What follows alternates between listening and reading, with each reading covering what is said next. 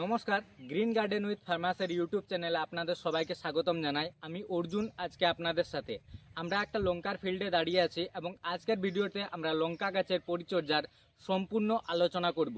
লঙ্কা গাছকে কীরকমভাবে আপনারা পরিচর্যা করলে রোগ পোকার হাত থেকে লঙ্কা গাছ দূরে থাকবে এবং আপনারা অত্যধিক পরিমাণে ফলন পাবেন এবং আপনাদের ফিল্ড রোগ পোকা মাছি থেকে দূরে থাকবে, এই ব্যাপারে সম্পূর্ণ আলোচনা আজকের ভিডিওতে আমাদের থাকবে। ভিডিওটা আপনারা শেষ পর্যন্ত দেখতে থাকুন এবং ভিডিওতে বলা ইনফরমেশনগুলো কেমন লাগলো কমেন্টে অবশ্যই জানাবেন।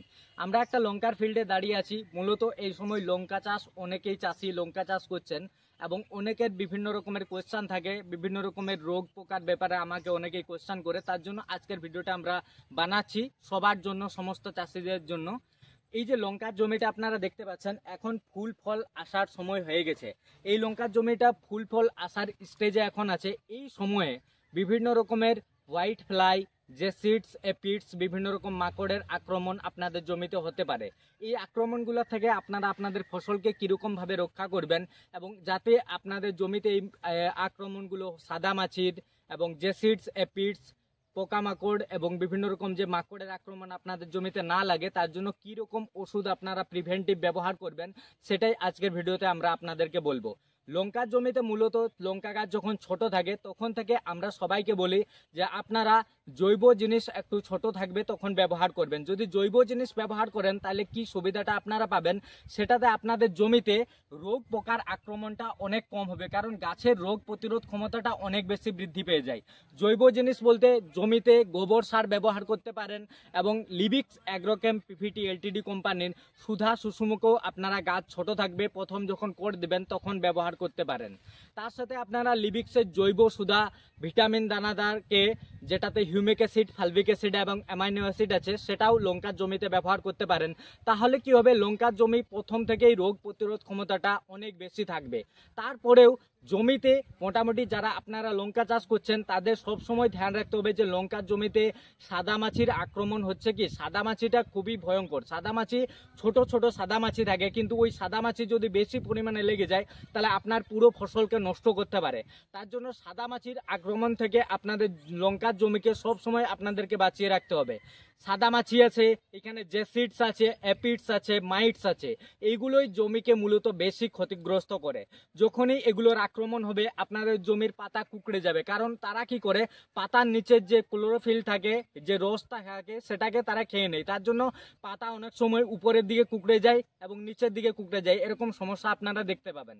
তার জন্য আমি আপনাদের সবাইকে বলবো যে জমির পরিচর্যা, যারা চাষবাস করছেন জমিটাকে একটু ধ্যানের মধ্যে রাখুন। আপনারা দেখুন যে গাছের কিরকম কন্ডিশন আছে। পাতা যদি হালকা হালকা কুঁকড়ানো হচ্ছে তখনই আপনারা ওষুধ স্প্রে করুন এবং কি রকমের ওষুধ স্প্রে করলে সুবিধা হবে সেটা আমি আপনাদেরকে বলবো। আমি কিছু কেমিক্যালের নাম বলে দিচ্ছি: থাইমোথক্সাম, ইমিডাক্লোপ্রিড, ফিপ্রোনিল, ডাইফেনথিউরন।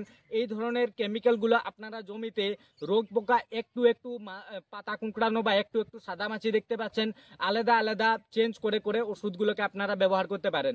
থাইমোথক্সাম ব্যবহার করলেন, মোটামুটি 6-7 দিনের একটা গ্যাপ রেখে ফিপ্রোনিলকে ব্যবহার করলেন। তাহলে কি হবে যে জমিতে ওইরকম সাদা মাছি বা এই পোকামাকড়ের আক্রমণগুলো দূরে থাকবে। এবং মাইটস মূলত জমিতে, যে লঙ্কা জমিতে যদি মাইটস লেগে যায় খুবই ক্ষতিগ্রস্ত হতে পারে আপনাদের লঙ্কার জমি।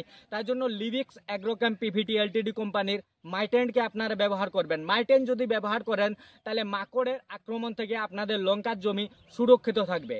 এবং আপনাদের অনেকেরই কোয়েশ্চান থাকে যে আমরা তো এই জিনিসগুলো ব্যবহার করলাম, তারপরে কি হয় যে ব্রাঞ্চ বা লঙ্কা গাছের ফুল এবং ফলন, লঙ্কা গাছের ফুল ফল এবং ফলনটা অবশ্যই জরুরি, কারণ ওইটাই অবশেষে কাজে লাগে। তার জন্য বলছি যাতে ফলন আপনারা অত্যধিক পরিমাণে পান, তার জন্য আপনাদেরকে ভিটামিন স্প্রেটা লঙ্কার জমিতে 12-13 দিন অন্তর অন্তর করতেই থাকতে হবে।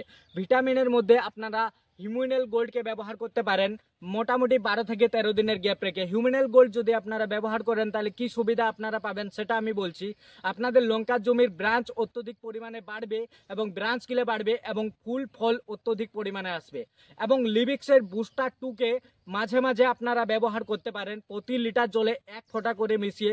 বুস্টার 2 একটা হরমোন জাতীয় ওষুধ, সেটা যদি আপনারা ব্যবহার করেন তাহলে আপনাদের জমিতে ফুল বেশি পরিমাণে আসবে এবং ফুল ঝরাটাকেও নিয়ন্ত্রণ করবে।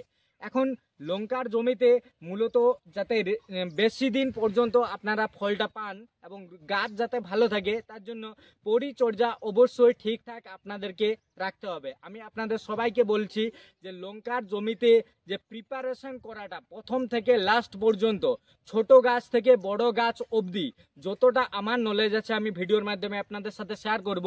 ছোট গাছ যখন আপনাদের যারা লঙ্কার জমিতে ছোট গাছ যখন আছে তখন আপনারা কর দেবার সময় জৈব সুধা এবং সুধা সুষুমকে ব্যবহার করুন, সেটাতে গাছের রোগ প্রতিরোধ ক্ষমতা বাড়বে। একটু যখন গাছ বড় হয়ে যাচ্ছে তখনই দেখবেন গাছের যখন ঝাড় আসবে তখনই মাছি, মাইটস, থ্রিপস, জেসিডস, এপিডস এগুলোর আক্রমণ বাড়তে থাকবে। তখন আপনারা থাইমোথক্সাম, ইমিডাক্লোপ্রিড, ফিপনোনিল এবং ডাইফেনথিওরন এইরকম আলাদা আলাদা করে একটু গ্যাপ রেখে রেখে স্প্রে করতে থাকুন। এবং মাইটেন্ট অবশ্যই ব্যবহার করবেন, কারণ মাকড়ের আক্রমণটা আপনাদের জমিতে লাগতে পারে। মাইটেন্ট যদি ব্যবহার করেন তাহলে মাকড়ের থেকে আপনাদের জমি সুরক্ষিত থাকবে এবং আপনাদের ফসল খুবই ভালো থাকবে।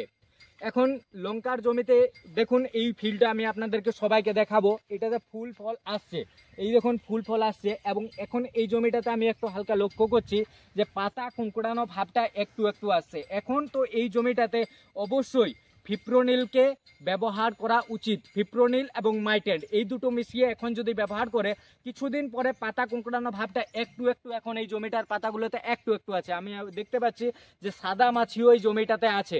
তার জন্য এখনই যদি ওষুধগুলো ঠিকঠাক সময়ে ব্যবহার করে স্প্রে করে তাহলে সুবিধা কি হবে যে আপনাদের জমির ফসল এবং আপনাদের জমির পাতা ভালো থাকবে।